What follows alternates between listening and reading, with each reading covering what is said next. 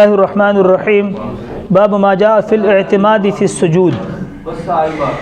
اب سجدہ کرنے کا مسنون طریقہ پیچھے ہم ذکر کر چکے ہیں کہ سجدے کا مسنون طریقہ یہ ہے اذا سجدت فضع کفیک وارفع مرفقیک او کما قال، کہ جب آدمی سجدہ کرے تو اپنی ہاتھوں کو بالکل پھیلا لے، انگلیوں کو آپس میں یوں ملا لے اور دونوں ہتھیلیوں کے درمیان اپنا سر رکھے، یہ بات پیچھے بیان کر چکے ہیں، اور اپنے ہاتھوں کو زمین سے اٹھائے اور اپنے کوہنیوں کو بغلوں سے باہر نکال لے۔ اب دیکھیں جب آدمی سنت کے مطابق سجدہ کرے گا اور سجدہ لمبا کرے گا تو پھر آدمی کے ہاتھ تھک جائیں گے، لیکن یہ بات فرائض میں نہیں ہے، اتنا لمبا سجدہ فرائض میں کوئی نہیں کرتا کہ ہاتھ تھک جائیں۔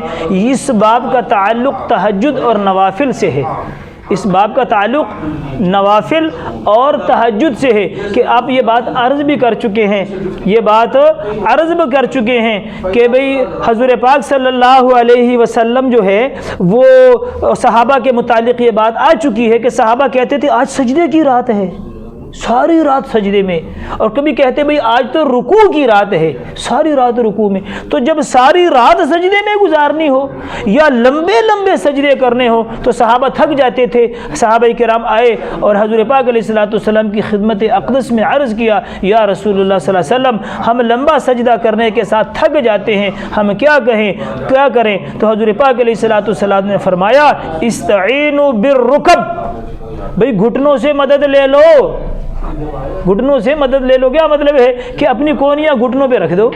اگر تہجد میں اتنا لمبا سجدہ کرنا ہے اور تھک جاتے ہو تو پھر گھٹنوں سے مدد لے لو۔ کیا مطلب کہ اپنی کونیاں گھٹنوں پہ رکھ کے اس سے مدد لے لو۔ لیکن عرض کیا گیا کہ بھئی یہ نوافل اور تہجد کے بارے میں ہے، فرائض میں اتنا سجدہ کوئی نہیں کرتا کہ اس کی کونیاں تھک جائیں گی۔